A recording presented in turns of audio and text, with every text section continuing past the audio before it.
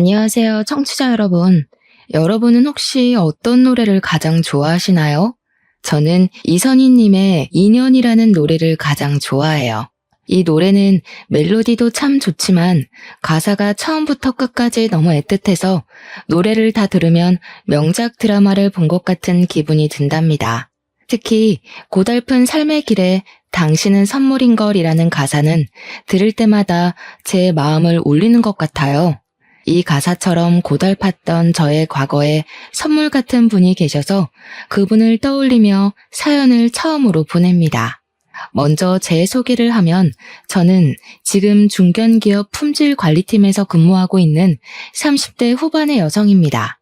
저는 대학교를 졸업하고 24살에 이 회사에 입사하게 되었는데 일이 힘들기는 하지만 나름대로 보람도 있고 재밌더라고요. 그래서인지 남들보다 진급도 빨랐고 제가 갓 30살이 되었을 때는 과장으로 승진했어요.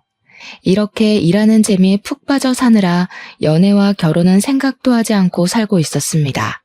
제가 가장이 되고 나서 얼마 후 회사의 신입 남자 직원 김인철이라는 분이 새로 들어왔어요. 인철 씨는 성격이 꽤 밝았고 주위 분위기를 밝게 만들어 다른 사람들을 웃게 하는 사람이었습니다. 게다가 일하는 눈치도 빨라서 하나를 가르쳐주면 열을 해내는 사람이었죠. 저는 인철 씨에게 일을 알려주며 친해지게 되었고 점점 회사 일뿐만 아니라 개인적인 일들도 공유하는 사이가 되었습니다. 우리는 둘 다 외동이었고 부모님과 함께 사는 데다가 같은 아파트 단지에서 살고 있었어요. 그 덕에 출퇴근도 같이 하고 가끔 술 생각이 나면 부담 없이 단지 내 편의점에서 맥주도 한 잔씩 했답니다. 그러면서 서로의 생활 방식이나 집에 관한 이야기도 나눴는데 인철 씨는 주말 오전에는 항상 어머니와 함께 교회에 갔어요. 어머니는 독실한 교회 신자이지만 크게 강요를 하시지는 않는다고 했고 인철 씨는 어린 친구들과 놀기 위해 교회에 다녔는데 어찌어찌 하다 보니 지금까지 교회에 다니게 되었다고 했습니다. 그러면서 자신이 매주 교회에 가긴 하지만 딱히 믿음이 있는 것은 아니라고 했어요.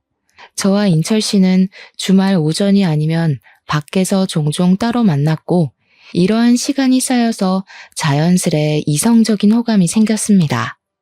그리고 1년의 연애 끝에 결혼까지 생각하게 되었죠.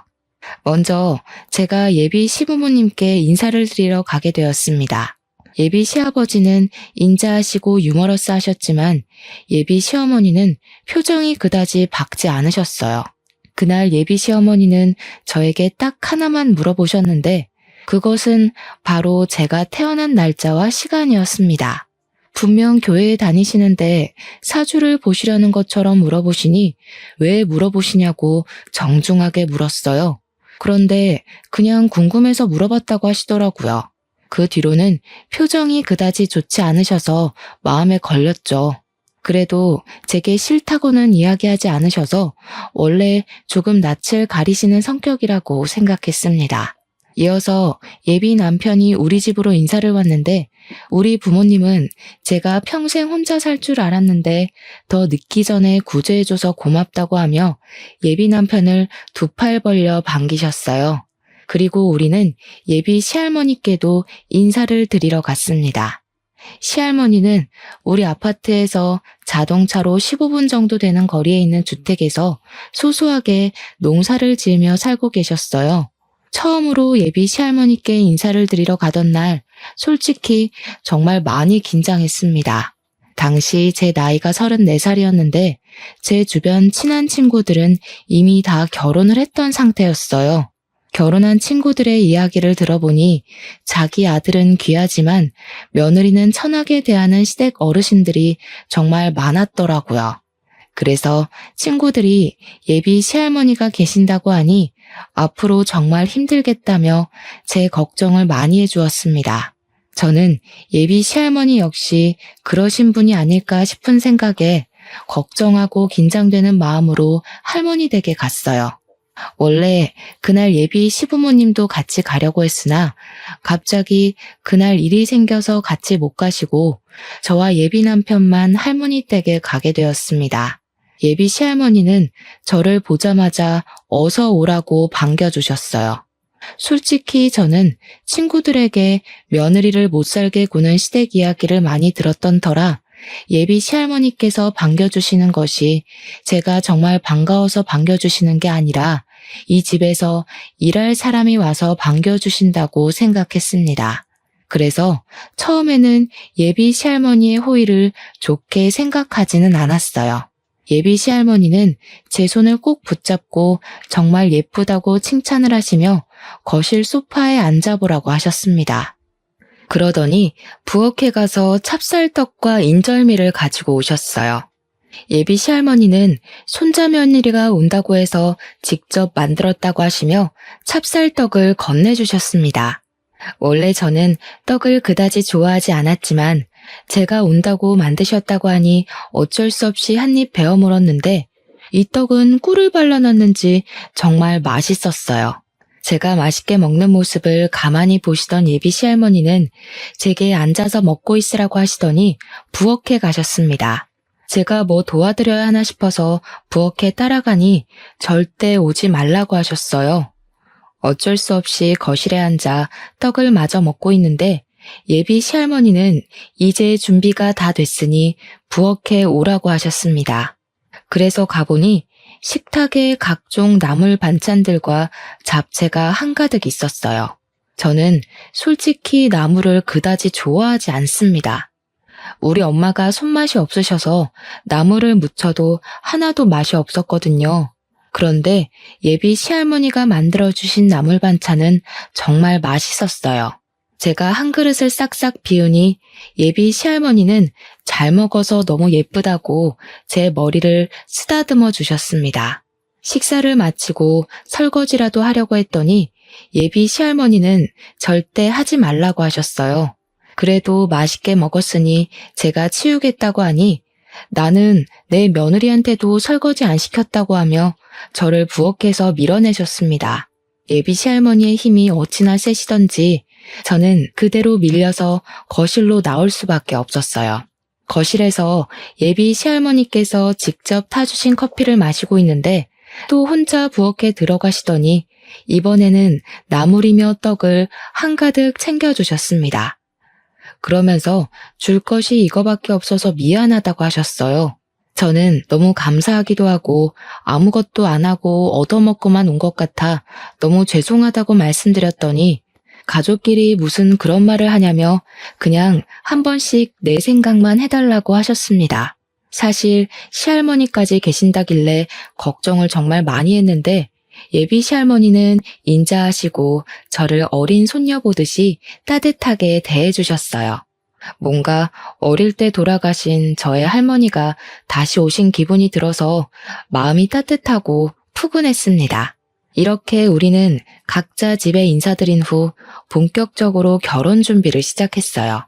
예물과 예단은 다 생략하고 신혼집은 당시 저와 부모님이 함께 살고 있던 집으로 정했습니다. 부모님은 원래 제가 결혼 후 지금 사는 집을 월세로 내놓고 차로 5분 거리인 신도시로 이사하려고 하셨어요.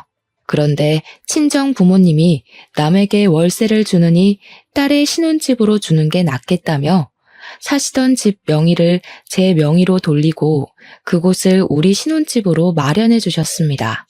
이런 상황이다 보니 저는 시댁과 같은 아파트 단지에 살게 되었어요.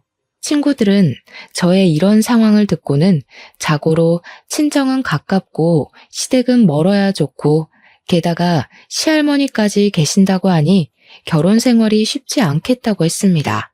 하지만 첫 인사를 드리러 갔을 때 예비 시아버지는 정말 인자하시고 좋으셨고 예비 시어머니는 딱히 저를 완전히 반기시지는 않았지만 그래도 말이 많으신 분은 아닌 것 같기에 괜찮을 것 같았어요. 게다가 예비 시할머니는 한 번 뵙기는 했지만 정말 좋아 보이셨기에 큰 문제가 없을 것으로 생각했습니다. 그 뒤로 우리는 문제없이 결혼 준비를 하고 결혼식 신혼여행까지 성황리에 마쳤어요. 그리고 결혼 후 시댁에 처음으로 가게 되었습니다. 시댁에 갔는데 시아버지는 아직 회사에서 퇴근하시기 전이셨고 시할머니는 시댁으로 오고 계시는 중이라 시어머니만 계셨어요. 신혼여행은 잘 다녀왔니? 너는 이제 이 집의 며느리가 되었으니 얼른 아들부터 낳아야 한다. 아들을 낳아서 양반집 김씨의 대를 이어야지. 안 그러니? 자녀 계획도 중요하지만 사실 저는 회사 일 때문에 당장은 아이를 가질 생각이 없어요. 자녀는 저와 남편이 회사 일이랑 잘 생각해서 천천히 가지도록 하겠습니다. 이게 아주 큰일 날 소리를 하는구나. 빨리 아들을 가져야지. 안 되겠다. 빨리 아들이 생기도록 기도라도 해야겠어. 시어머니는 교회를 다니지도 않는 제게 아들을 빨리 갖게 해달라고 기도를 해야 한다며 제 앞에서 무릎을 꿇고 제 손을 잡고 앉아서 아들을 얼른 갖게 해달라고 기도를 시작했습니다. 남편도 제 옆에서 무릎 꿇고 기도를 했고 분위기가 이러다 보니 저도 얼결에 같이 기도를 했어요. 기도를 마친 후 시어머니는 아들을 가지기 위해 최선을 다하라고 신신당부를 했습니다. 그리고 잠시 후 어머니는 결혼 후 정식으로 시댁에 처음 왔으니 이제 밥을 먹게 음식을 차리라고 하셨어요. 사실 저는 부끄럽지만 결혼 전에 밥을 해본 적이 없습니다.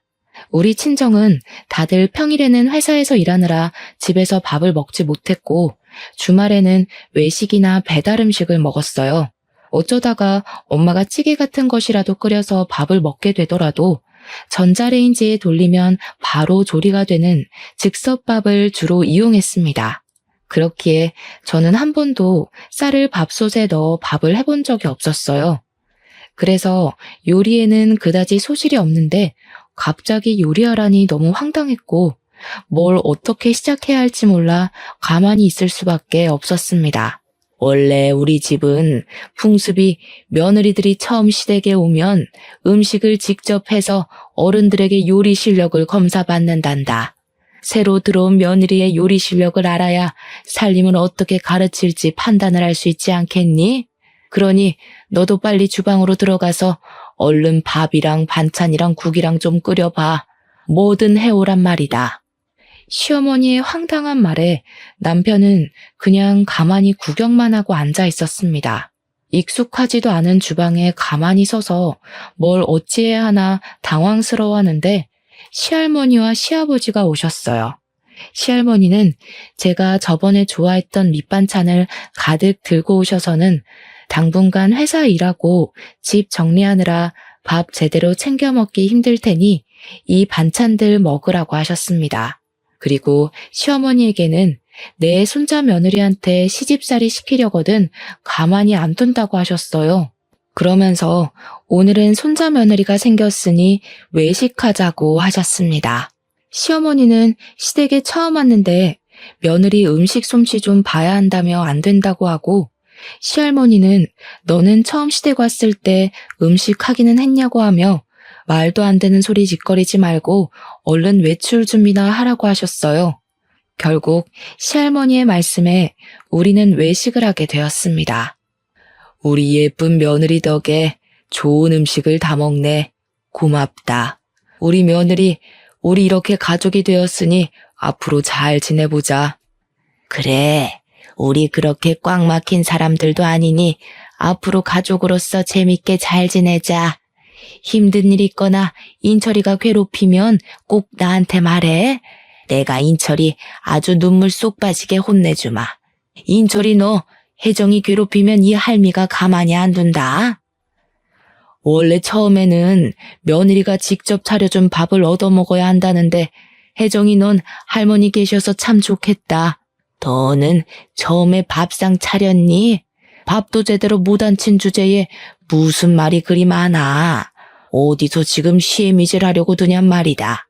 내가 언제 너한테 시애미질 했니? 물론 그건 아니지만 그래도 할 도리는 해야죠. 도리? 너는 기본 도리는 다 했고 어디 한번 너에 대해서 이 자리에서 읊어주랴? 내가 너 많이 참고 있는 거 알지? 시할머니가 언성을 높이시며 하시는 말에 시어머니는 아무 말도 하지 못하고 가만히 있었습니다. 솔직히 시댁에 처음 오자마자 아들 낳으라고 하고 밥상 차리라고 다그치던 시어머니가 좋지는 않았지만 그래도 시할머니와 시아버지가 든든한 제 편이 되어주는 것 같아 좋았어요. 그렇게 외식을 마치고 집에 가는 길에 곰곰이 생각해보니 집에서 가만히 있던 남편에게 서운한 감정이 들었습니다. 제가 남편에게 아까는 너무 서운했다고 하자 그 자리에서 저를 두둔하면 앞으로 어머니가 저에게 시집살이를 시킬 것 같아서 일부러 그랬다고 했어요. 그러면서 자신의 마음은 그게 아니었다고 하며 미안하다고 했습니다.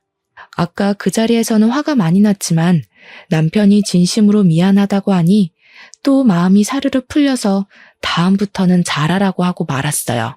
그리고 결혼 후 첫 주말이 되었습니다. 남편은 결혼 전처럼 아침부터 엄마를 모시고 교회에 가야 한다며 나갔어요. 저는 남편 없는 신혼집에서 혼자 쉬고 있었습니다.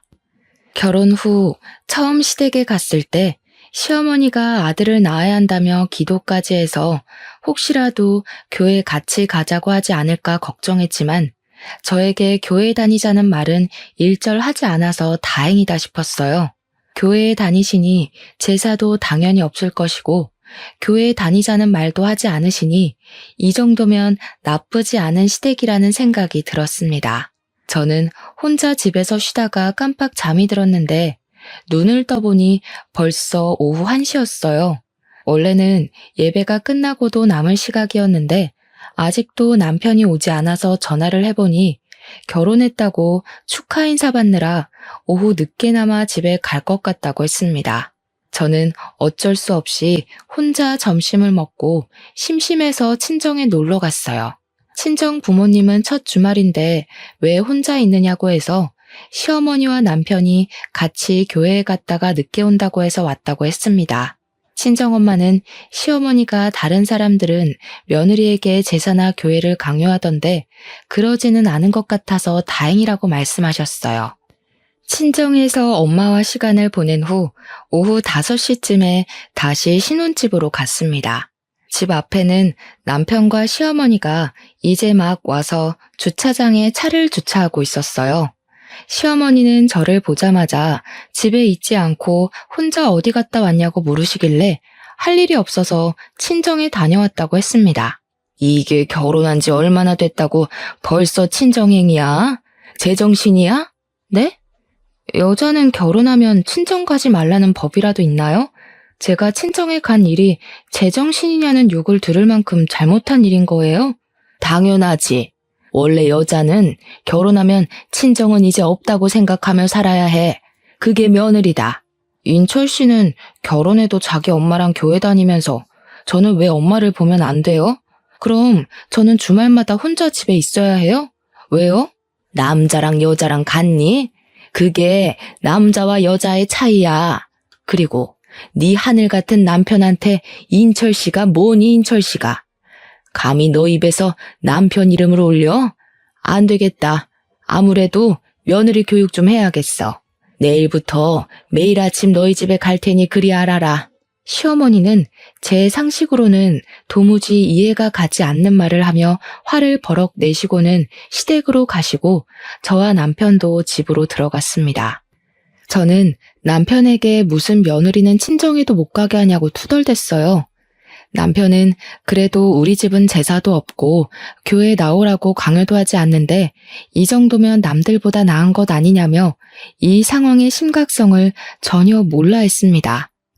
저는 이런 남편을 보며 이 결혼을 잘 유지할 수 있을까 하는 의문이 들었어요. 이미 결혼식도 다 올리고 했지만 혼인신고는 좀 더 지나서 신뢰가 확실히 쌓였을 때 해야겠다는 생각을 했습니다.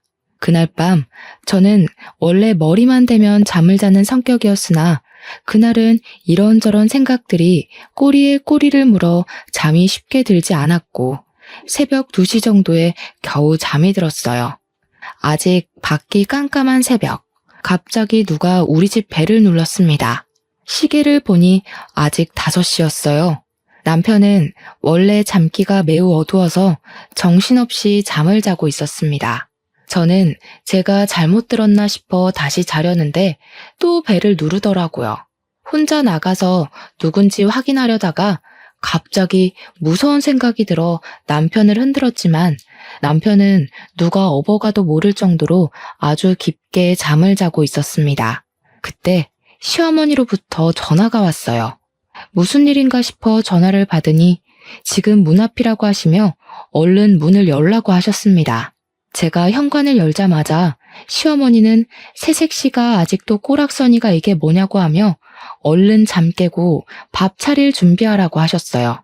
저는 이 새벽에 무슨 자다가 봉창 두드리는 소리를 하시느냐고 했습니다. 내가 어제 이야기하지 않았니? 너 며느리 교육한다고.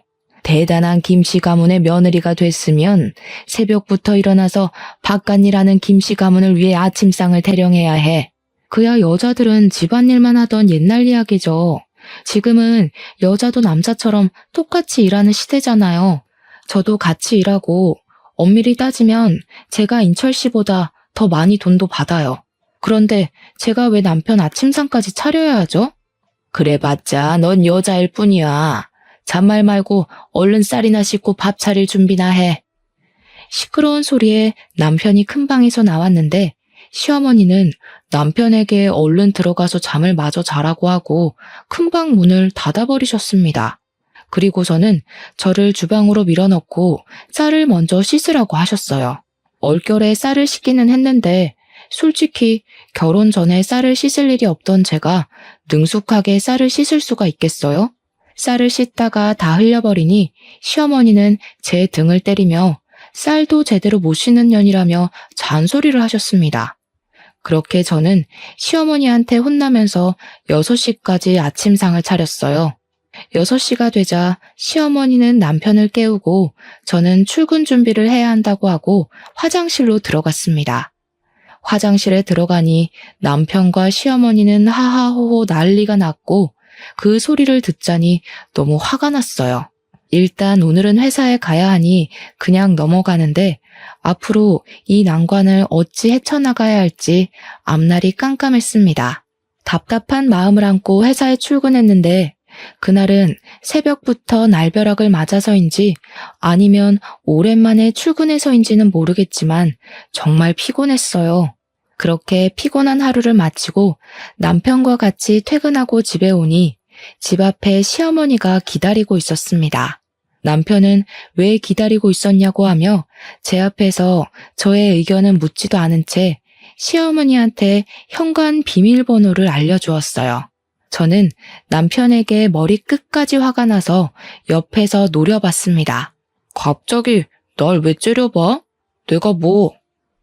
우리 아들이 집 비밀번호 알려줬다고 그러니? 집에서도 이러니 회사에서는 얼마나 우리 아들을 잡을고. 하여튼 진짜 마음에 안 들어. 우리 아들 잡지 마. 옛날에는 아내가 남편 얼굴도 감히 못 봤다. 어디서 감히 남편 얼굴을 째려보고 있어? 그건 그렇고 잠깐 여기 앉아봐라. 이 종이 한번 읽어봐. 시어머니는 저에게 종이 한 장을 건네주며 읽어보라고 했습니다. 종이에 적힌 내용은 다름이 아닌 아들 갖는 비법이었는데 그 내용이 너무 황당했어요. 남자는 고기 위주의 식사를 하고 여자는 채식 위주의 식사를 해야 하고 남자는 커피를 많이 마셔도 상관없지만 여자는 커피를 마시면 안 된다고 적혀 있었습니다. 그리고 새벽 3시 이후에 잠자리를 가지면 아들을 가질 확률이 높고 아들을 낳으려면 남자가 피곤하면 안 되니 집에서 남자는 집에서 절대 휴식을 취해야 한다고 적혀 있더라고요. 시어머니는 제게 이제부터 이거를 무조건 지켜서 아들을 낳으라고 하셨습니다. 그러면서 우리 아들 피곤하면 아들이 생기지 않으니 남편에게는 얼른 씻고 쉬라고 하고 저에게는 아침 먹은 설거지 얼른 치우고 집 정리하라고 하시고는 가셨어요. 저는 설마 하는 마음에 주방에 가보니 아침에 시어머니와 남편이 먹은 음식 잔재가 그대로 있었고 그 광경을 본 저는 남편에게 네가 먹은 것이니 설거지를 하라고 시켰습니다. 하지만 남편은 아까 엄마 말 듣지 못했냐며 아들 낳으려면 자기는 쉬어야 하니 집안일 시키지 말라고 하며 방에 들어가서 자더라고요. 결국 저 혼자 그 많은 설거지를 하고 짜증나는 마음에 맥주 한 잔을 마시고 잠이 들었습니다. 다음 날 한창 잠을 잘 자고 있는데 새벽에 또 전화가 왔어요. 시간을 보니까 새벽 3시였고 전화 온 사람은 시어머니였습니다. 저는 핸드폰에 찍힌 시어머니라는 단어를 보는 순간 너무 짜증이 나서 전화를 거절했어요. 그랬더니 바로 또 전화가 오길래 도대체 무슨 일인가 싶어 일단 전화를 받았습니다. 지금 새벽 3시야. 얼른 인철이 깨워서 잠자리 가져라. 지금 해야지 아들이 생긴단 말이다. 알겠니? 이따 집에 가서 확인할 거야. 시어머니는 새벽 3시부터 전화해서 아들을 가져야 한다고 남편을 깨워서 잠자리를 가지라고 했습니다. 아니, 아들을 갖는 것이 저 혼자 노력해서 될 일도 아니고 이런 거는 아들을 갖는데 필요한 염색체를 가진 자기 아들에게 말해야지 저한테 시키는 것은 또 무슨 경우랍니까? 저는 시어머니의 말이 너무 황당해서 그냥 전화를 끊고 다시 잠을 청했어요. 그리고 잠시 후 집에 시어머니가 들이닥쳤습니다. 어제 남편이 알려준 비밀번호를 열고 들어온 거예요. 그때 시간이 새벽 5시였고 깊은 잠을 자던 저와 남편을 보더니 시어머니는 기겁하며 저를 거실로 데리고 나갔습니다. 왜 잠자리를 안 가졌어? 얼른 아들을 낳아야 할 것 아니냐? 저는 아직 아이 가질 생각 없어요. 그리고 제가 무슨 아들 낳으려고 결혼한 것도 아니고 왜 이리 아들을 가지라 말아요. 2년이 결혼했으면 아들을 얼른 가질 생각을 해야지. 네가 결혼하면서 우리 집에 해준 것도 없는데 아들이라도 낳아야 할 거 아니냐? 제가 왜 한 것이 없어요? 이 집 우리 집에서 해주신 거 잊으셨어요? 고작 이딴 허름한 집 따위 하나 해줬다고 유세냐? 내 참 어이가 없어서. 네가 솔직히 얼굴이 이쁘기라냐, 집이 재벌집이기라냐. 다른 며느리들처럼 사근사근한 것도 아니고 나이가 어린 것도 아니고 하나부터 10까지 다 맘에 안 들었지만 그래도 나 다 참고 아들 낳을 사주라고 해서 결혼시켰다. 그럼 빨리 네가 아들을 낳아야 할 것 아니냐? 네? 아들 낳을 사주요? 그건 무슨 소리예요? 어머니 교회 다니시는데 사주 같은 거 믿어도 돼요? 제 말에 시어머니는 잠시 당황하더니 말이 잘못 나왔다며 아들 잘 낳게 생겨서 결혼시켰다고 했습니다. 그러면서 시어머니는 빨리 인철이 깨워서 밥 먹이고 회사 가라고 하며 후다닥 나가버리셨어요. 저는 새벽 3시부터 전화해서 아들 낳으라고 닥달하는 시어머니가 너무 싫었습니다. 정말 맘 같아서는 당장 갈라서고 싶었지만 아침에 일어난 남편이 미안하다고 하기도 하고 자존심 센 제 성격상 결혼한 지 한 달도 안 돼서 이혼했다는 이야기가 회사에 돌면 너무 부끄러울 것 같아서 일단은 혼인신고는 하지 않고 그냥 있기로 했어요. 다행히 그 뒤로 시어머니는 우리 집에 새벽에 오지 않았고 새벽 3시에 전화하기는 했지만 무음으로 해놔서 전화가 왔는지 몰랐습니다. 그리고 여전히 저에게 매일 아들을 빨리 낳아야 한다고 하며 매일 연락을 하셨고 어쩌다 회식 때 제가 고기를 먹고 있다고 하면 크게 혼을 내셨어요. 회사에 있을 때도 커피는 절대 먹지 말라고 채비를 하셨답니다. 또한 남편은 피곤하면 안 되니 집에서 아무 일도 시켜서는 안 된다고 하며 집에서 설거지도 못 시키게 남편이 매일 퇴근할 때 우리 집으로 와서 감시하셨습니다. 저는 시어머니랑 분명히 따로 살지만 같이 사는 기분이 들었어요.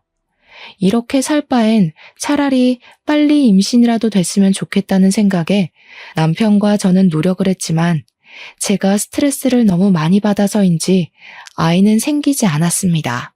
시어머니는 아들이 생기지 않는다고 제게만 닥달하고 매일 저를 붙잡고 기도했어요.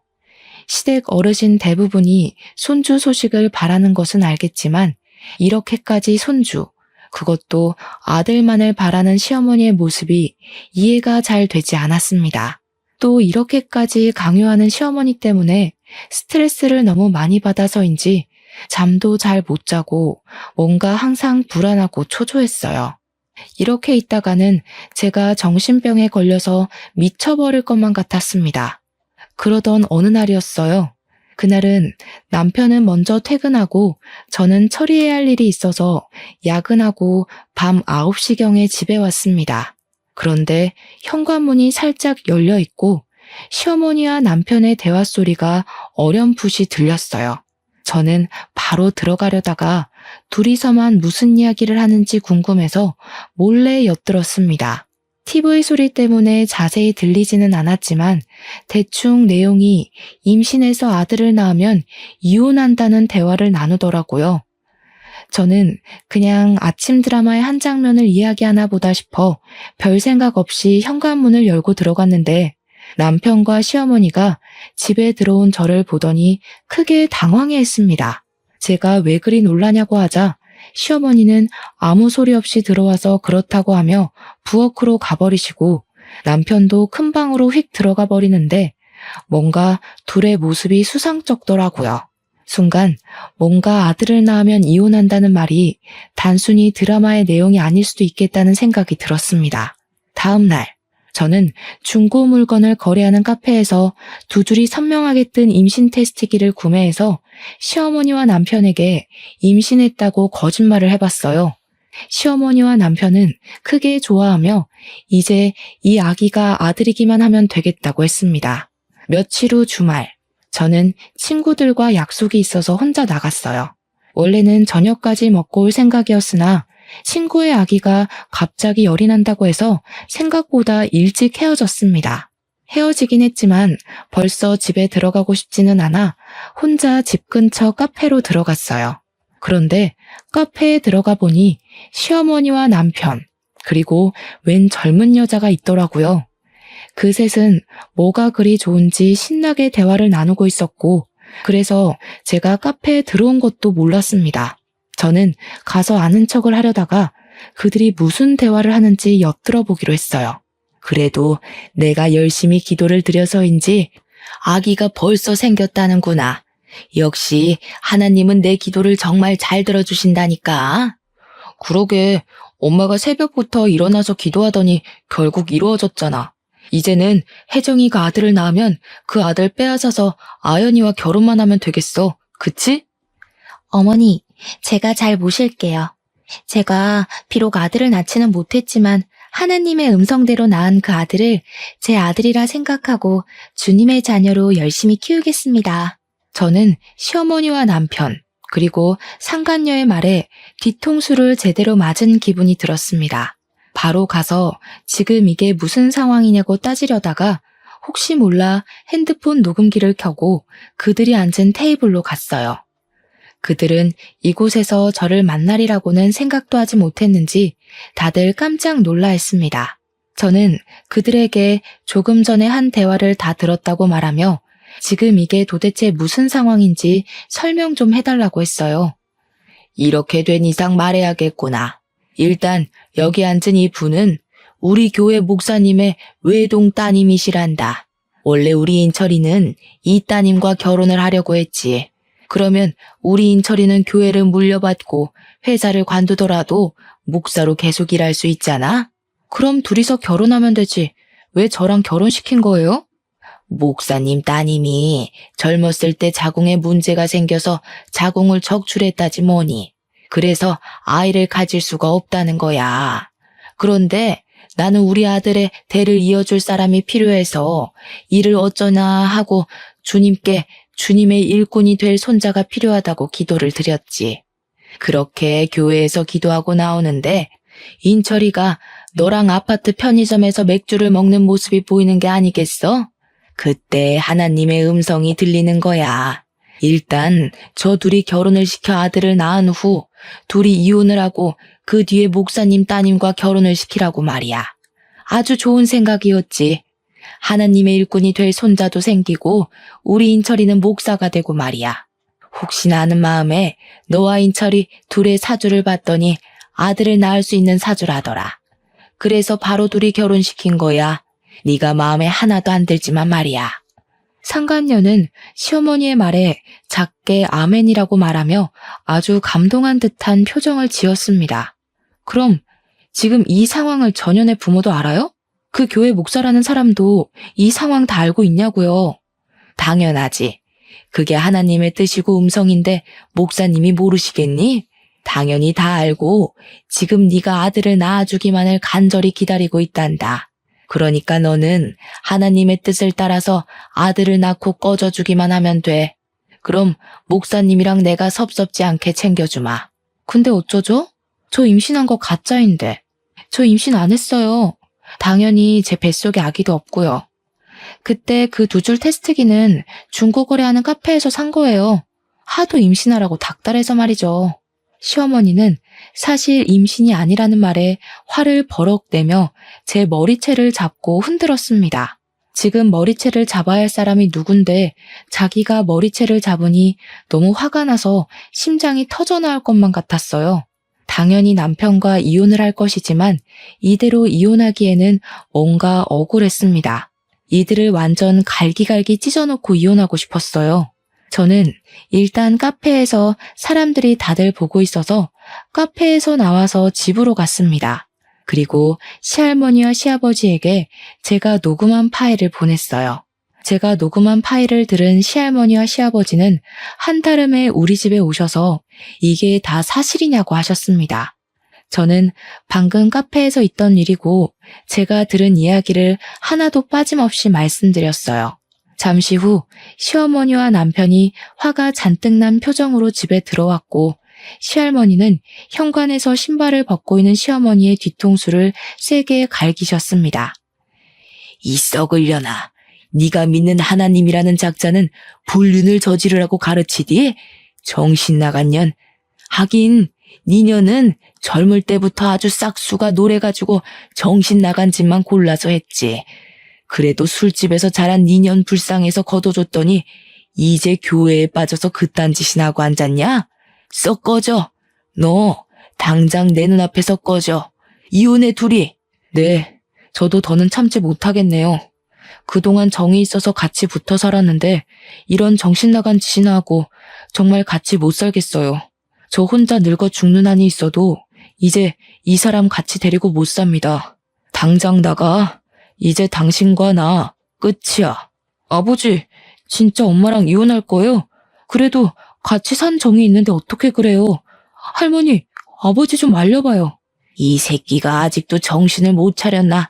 너 어릴 때는 피덩이인 네가 우리 아들의 진짜 자식인 줄 알고 거뒀고 커서는 그래도 너를 키운 정이 있어서 같이 키웠어. 네가 우리 집 자식이 아니더라도 그래도 내 손주라 생각하고 키웠다.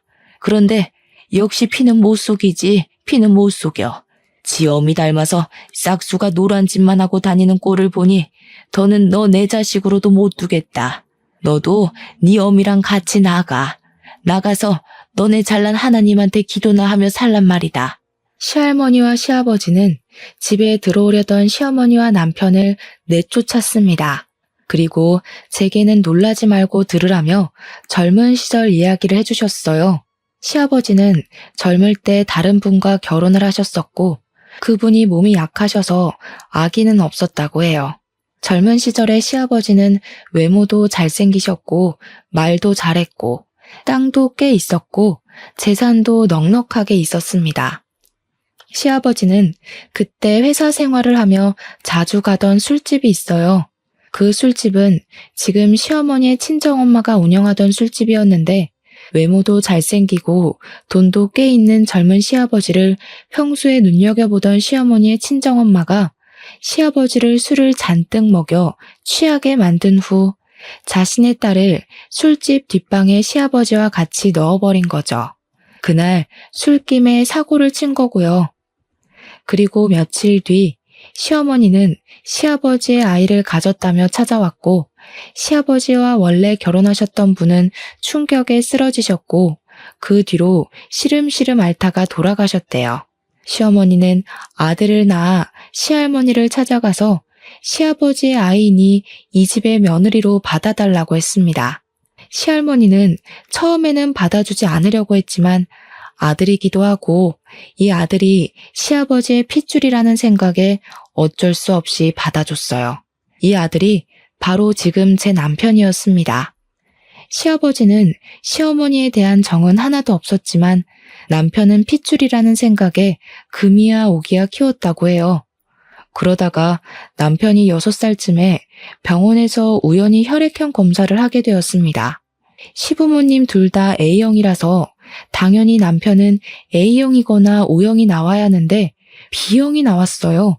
뭔가 이상한 시아버지는 유전자 검사를 하려 했으나 시어머니가 안 된다고 말렸다고 합니다. 하지만 시아버지는 몰래 유전자 검사를 했는데 검사 결과 남편이 친아들이 아니라고 나왔어요.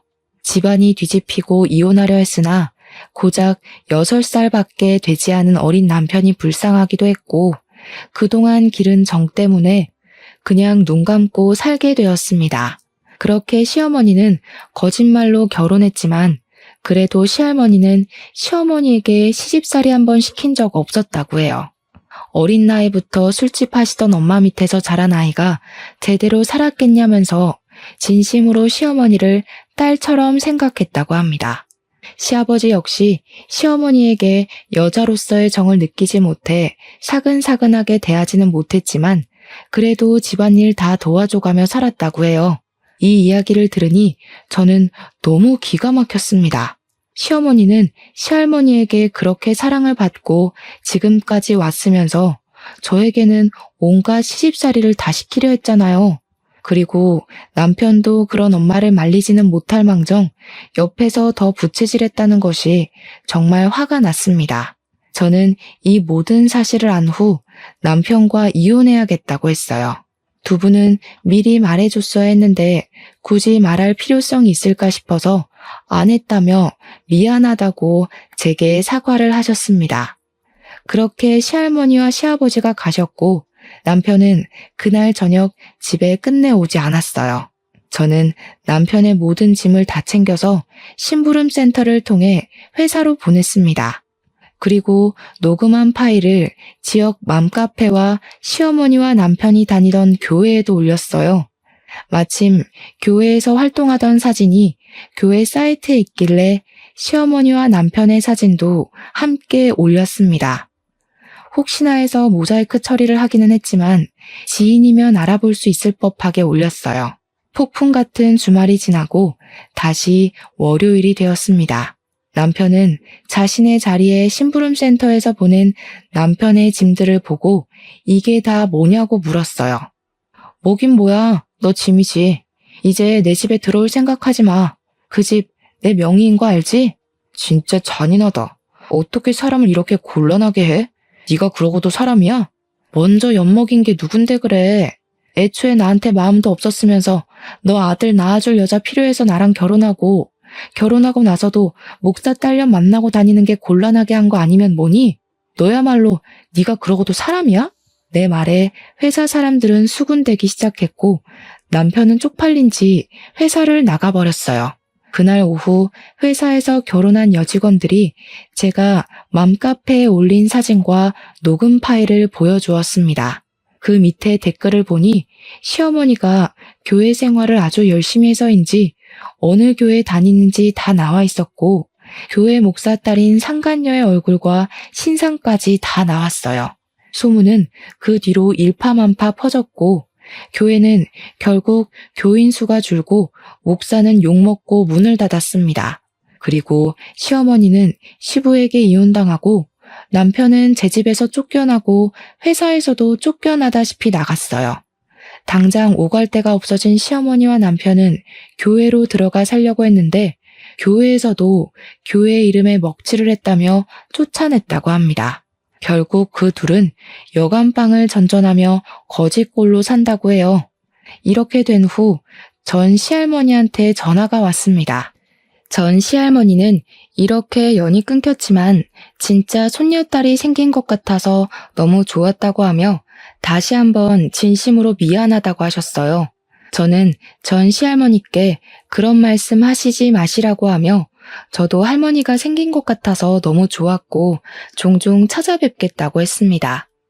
그리고 다음날 전 시할머니 핸드폰으로 문자가 하나 왔어요. 전 시할머니가 밤에 돌아가셨다는 것입니다. 무슨 일인가 해서 바로 장례식장으로 달려갔더니 그곳에는 전 시아버지가 망연자실한 표정으로 앉아 계셨어요. 일이 그렇게 된 후 자신이 모질지 못해 열심히 사는 젊은 사람의 인생을 자신이 망친 것 같다며 죄책감에 시달리셨다고 합니다. 그러면서 몸이 급속도로 안 좋아지셨고 결국 일이 되었다고 하셨어요. 그 이야기를 듣는데 너무 마음이 안타까워서 미칠 것 같았습니다.